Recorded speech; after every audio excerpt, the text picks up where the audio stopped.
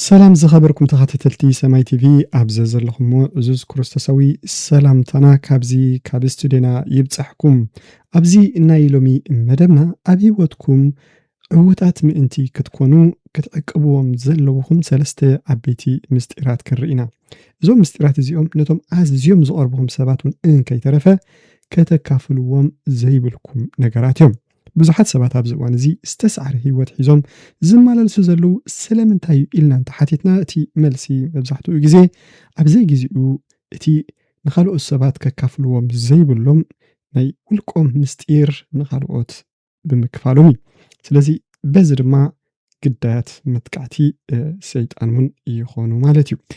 ኣብ መጽሓፍ ቅዱስ ኣብ ምሳሌ ምዕራፍ 18 ፍቕዲ 21 موتن هيوتن أب سلطان ملحسيو اتزفكرا خا فريا خبلي عيبلنا أب ملحسنا حيلي موتن هيوتن ألو مالتيو سلازيو كان ملحسنا زوت قال كساكن دي أفت منفساو عالم أبي تسألوا خمزلوينا خابزي إن رداء مالتيو سلازيو مبار إكزيابيهر أبي واتكم بفلاي زو أمت نخلو أتسابات كنقرو زي قبو مستيرات ألو ولأن أبالات سدرابيت كون إنكي ترفا مالتيو ምናልባት ናብ መጽሓፍ ቅዱስ ከይድና ክርእ ንኽእልና ምክንያቱ ኣባላት ስድራ ቤትናቶም ኣዝዮም ዝቐረቡ ክፋልና እዮም ንዖም ስለምንታይና ምስጢርና እንሓብኣሎም ዝብል ሕቶ ክልዓል ይኽእል ይኸውን ግን እንታይና ንኣባላት ስድራ ቤትና ነካፍሎም እንታይና ኸ ዘይነካፍሎም ድማ ምፍላጥ ከድልየና እዩ ብፍላይ ብዛዕባ መንፈሳዊ ነገራት ኢና ሕጂ እንዛረብ ዘለና ኣብዚ ናይ ዮሴፍ ሕልሚ ንሕዋቱ ክርኢ ንኽእል ኢና ዮሴፍ بقره اتي أملاخ زرعي حلمي بغتتا نحواتو نبؤون أكافيل ومي بدحري يقن نيسيف انتايو أقات إمويلنا انتدعا رينا أحواتو فاتيمو زي كونز أدني أمو وي كخبرو أيكون ناندر انتايدعا أبلح لئو وديت كالمخلو لقاتلو ومالتيو سلازي بمقنيات اتي زرعي حلمي مودما أب زي جزء يسيف بقرهنتو نحواتو مس نقرم نابلع لئو انتاي مت انترايلنا سدتن مكراني مت ومالتيو كامن كاب أحواتو كاب جزا أحواتو مالتيو بار اتي إنا كافلو مستير نحواتنا وين نتوم أزيوم زقربنا سبات وين انت هنا أب زي جزء خنا كافلو تصبو كم زي كونه بزي كرد عن خير برقت كاب أحواتنا كابتوم أزيوم زقربنا سبات مخري كنا حتى اللو زل الناس تفعل عليه كالئ نقرات كم زلو زي بقمت بمقطعو مالتيو زي زبلو زلو حتم لومي بفلاي كأندي آتو كراجيرا كزاربلن ديلي زلو خجن سلسة عبيتي مستيراتين مالتي سلازم بقار هر حرق زي سلامتايو تقلمت زقات من زلو سلامتاي أنا بمغنيات قرهناتي زتقع زلو خيلكم بفلاي استوجد أخم سبعة انتدعى لكم ممهاري كخوناخم ين مالتيو سقطا حيال أتصور كم زخونة حيال مسارع خم زخونة كابزي نايلو بملقتي كتردو خدكو ليخم بزحات كاباخم كتسعروهم زنباركم بوقعات أبزوان زي تسعرو اللهم زي اتك عند مخنيات نايزمة بقاس دما ملحاسكي مالتيو حاوي حافتي سلازت على وترو كسليكا عيدلين تايدا اتي كاب أفكا كنافركا زوت قال نعيب قطتا زسمعو كابخا دما يوسد ألو مالتيو سلازي حنساب مستزارب كادما اتوم قالات فتم كات ملسو ما يتقلني مالتي حنسا سلازوتو تلاقي أنصاركا كم مسارحي كتقوملهم بزي يخيلي سلازيو أبزوان زي أفكا كتحلو زلكا وي استيراتكا كتعقب زلكا مالتي مو نبتم سلسته عبيت مستيرات زبالكم مسكا حدا بحدا نرأيو مالتي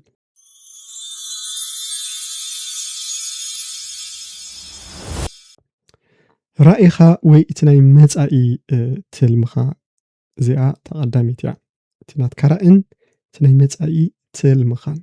تقدامي مستير ملآت رأيكم تي متعي እግዚአብሔር ዝርአየልኩም ዕድልን እናኻልኦት ሰባት ዋላ ነቶም ኣዝዮም ዝቐርብኹም ኣብ ዘይግዚኡ ዘይምክፋል እግዚአብሔር ወትሩ ናበይ ወስደካ ከም ዘሎ ምልክታት የርእየና እዩ ብሕልሚ ብራእይ ወይ ብውሽጣዊ እምነት ክንሪኦ ንኽእል ኢና እግዚአብሔር ክዛረበና ይኽእል እዩ እግዚአብሔር ኣብ ዘይወድኦ መስርሕ እግዚአብሔር ዝሃንጾ ዘሎ ነገራት ኣብ ሂወትካ ኣብ መጻኢ ክትኮኖ ንዘለካ ነገራት ንኻልኦት ኣብ ዘይግዚኡ ምክፋል ኣዝዩ ጎዳኢ እዩ ናይ ዮሴፍ ጌጋ ቀልጢፉ ምዝራቢ ነይሩ እግዚኣብሔር ናይ ዕቤት ሕልሚ ኣርእይዎ ነቶም ክሕጐስሉ ድልዋት ዘይነበሩ ሰባት ድማ ኣበሲርዎም ንሳቶም ግን ኣብ ክንዲ ዝሕጐሱ ውድቀት እዮም ክምውዙ ጀሚሮም ስምዑን ኣሕዋተይ ኩሉ ሰብ ኣይኮነን ብናትካ ዕቤት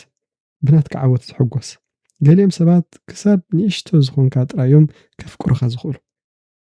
ኣብ ትሕቲኦም ክሳብ ዘለኻ ጥራዮም ዘፍቅሩኻ ዓበይቲ ነገራት ክትዛረብ ምጀመርካ ግን ኣብ ልቦም ተዓፅዩ ዝነበረ ናይ ቅንኣት መንፈስ ኢኻ ትቐስቅሶ ዘለኻ መን እዩ ዝብል ሕቶ ወይ ናይ ቅንኢ መንፈስ እዩ ዝለዓሎም ከመይ ገይሩ እዚ ካባይ ክበልፅ ዝብል መንፈስ ሎሚ ኣብ ማእኸል ኣሕዋት ኣብ ቤተ ክርስቲያን እውን ብብዝሒ እንሪኦ ዘለና እዩ ማለት እዩ ስለዚ እንታይ ክትግብር ኣለካ ነቲ ራእይ ፀሓፎ ፀልየሉ ተዳለወሉ ግን ክሳብ ግዚኡ ዝበፅሕ ዓቂብካዮ ብምስጢር ፅናሕ መልሓስካ ዘይኮነስ ውፅኢት ስራሕካ እዩ ክዛረብ ዘለዎ ሓዊ ሓፍተይ ሰባት እግዚኣብሔር ዝገበሮ ነገር ምስ ረኣዩ ደው ከብልዎ ፈፂሞም ኣይክእሉን እዮም ግዚኡ ከይበፅሐ እንተ ኣውጅካዮ ግን ዕንቅፋት ኣብ ርእሲ ዕንቅፋት እዩ ከጋጥመካ መከራ ኢኻ ትፀግም ማለት እዩ ስለዚ ብዙሓት ሰባት መፃ ዕድሎም ዝተዓናቐፈ ዝተኸልፈ ብሰንኪ ኣጋንንታዊ መጥቃዕቲ ዘይኮነስ ብሰንኪ ኣብ ዘይግዚኡ ምስጢራቶም ስለ ዘቃልዑ እዩ እቲ ምስጢራቶም ንኻልኦት ሰባት ኣሕሊፎም ስለ ዝሃቡ በዚ ድማ ግዳያት ይኾን ማለት እዩ ስለዚ ስቕታ ድኽመት ኣይኮነን ስቕታ ምክልኻልን ሓይልን እዩ ማለት እዩ ካልኣይቲ ዕምቆት ተሓልፍዎ ዘለኹም መስገደላትን ድኽመታትን ንኻልኦት ሰባት ዘይምንጋር ተሓልፍዎ ዘለኻ ብድሆታት ወይ ውልቃዊ ድኻማት ስለምንታይ ኢና ንኻልኦት ሰባት ክንነግሮም ዘይብልና እዚ እቲ ካልኣይ ምስጢር ወይ ብምስጢር ክትሓዝ ዘለዎ እዩ ማለት እዩ እቲ ዕምቆት ቃልስኻ ድኻማትካ ገድለኻ ብውሽጥኻ ትቃለሶ ዘለኻ ንዘይምልከቶም ሰባት ዋላ እንተካፈልካዮምን ዝሓሊልካ ዝመስሉ ሰባት ግን ከዓ ኣብ መወዳእታ ብዛዕባ እቲ ንስኻ ዝተዛረብካዮም ከም መጥቃዕቲ መሳርሒ ዝጥቀምሉ ሰባት ኣለዉ ስለዚ ገሊኦም ሰባት ባዕልኻ ዝቐበልካዮም ጥይት እዮም ዝእክቡ ዘለዉ ማለት እዩ ኣብ ሓደ እዋን ድማ ብኡ ገይሮም ከጥቅዑኻ ይኽእሉ እዮም ሳምሶም ምስጢር ሓይሉ እቲ ምንጭ ሓይሉ እንታይ ከም ዝኾነ ንደሊላ ምስ ነገራ ስለ ዝኣመናን ስለ ዘፍቀራን ማለት እዩ መወዳእታ ምስ ነገራ ንሳ ድማ ኸይዳ ንፀላእቱ ኣሕሊፋ ሂባቶ ማለት እዩ ስለዚ ደሊላ ድማ ጓና ኣይነበረትን ኣዝያ ፅብቕቲ ኣዝዩ ድማ ብፍቕራ ዝተማርኸ ጓል ኣንስተይቲ እያ ነይራ ምስኡ ጥቡቕ ዝኾነ ርክብ ነይርዋ እዚ እምበኣር እቲ ኣብ ዘይቦትኡ ዝተቐመጠ እምነት ዘምፅኦ ሓደጋ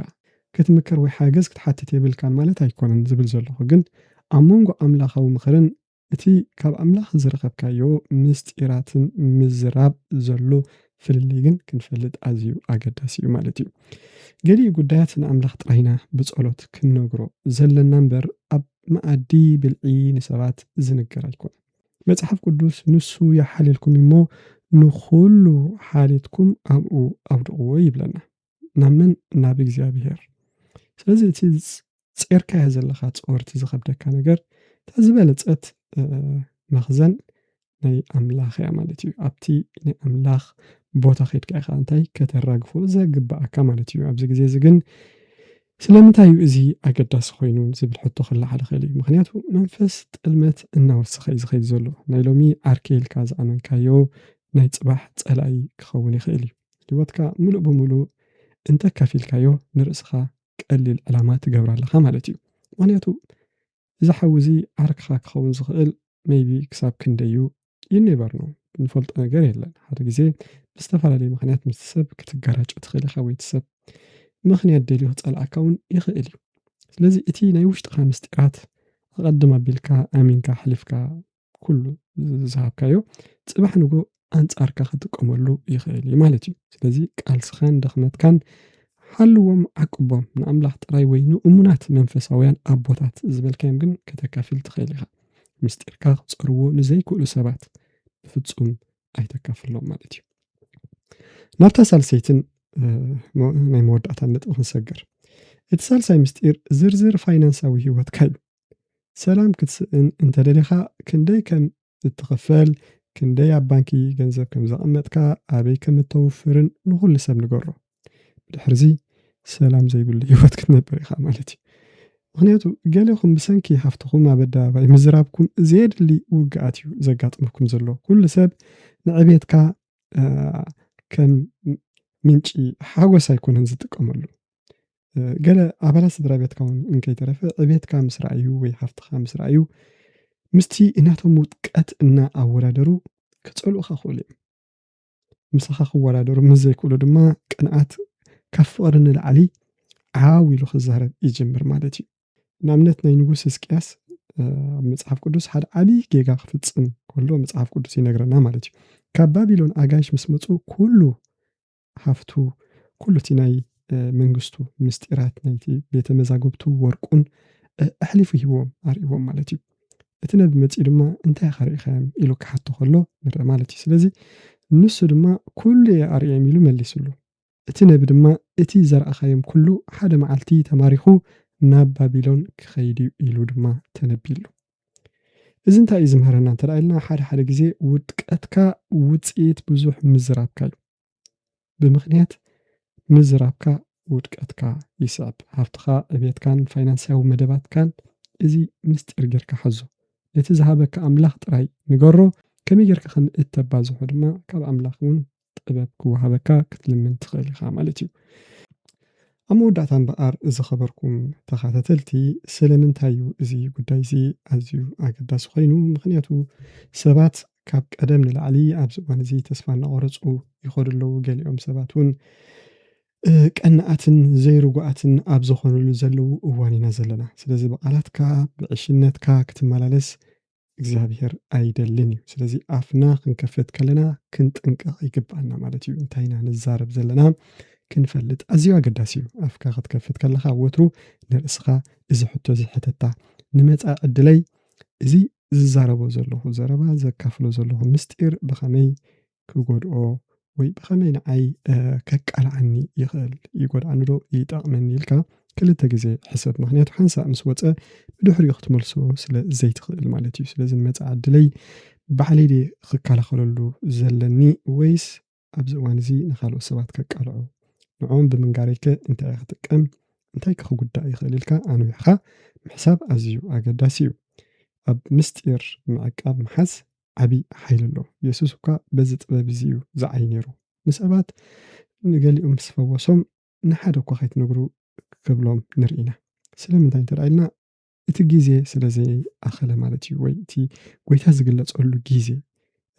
ስለዘይኣኸለ ኣብ ጊዜኡ ጎይታ ክግለፅ ስለ ዝነበሮ